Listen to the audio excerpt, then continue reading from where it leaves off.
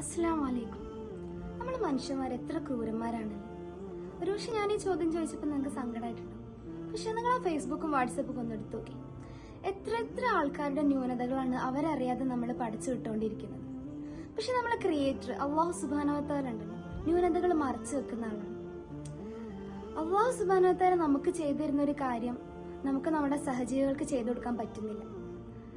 ആരെങ്കിലും ഒരാൾ തന്റെ സഹോദരന്റെ തെറ്റുകൾ അല്ലെങ്കിൽ അയാളുടെ ന്യൂനതകൾ, അയാളുടെ പോരായ്മകൾ മറച്ചു വെക്കുകയാണെങ്കിൽ ആ മറച്ചു വെക്കുന്ന ആളുടെ ന്യൂനതകൾ അള്ളാഹു താല മറച്ചു വെക്കുന്നതാണ്. ഒന്ന് ആലോചിച്ച് നോക്കിയാൽ നമുക്കൊക്കെ എത്ര എത്ര ന്യൂനതകളുണ്ട്. അള്ളാഹു സുബ്ഹാനഹു വ തആല അതെല്ലാം മറച്ചു വെക്കുന്നില്ല.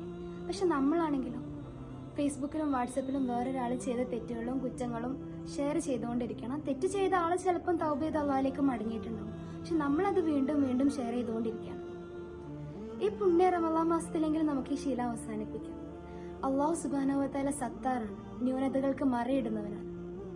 അത്തരം മുസ്ലിമങ്ങളിൽ അള്ളാഹു നമ്മൾ ഉൾപ്പെടുത്തട്ടെ. ആമീൻ. വസ്സലാം.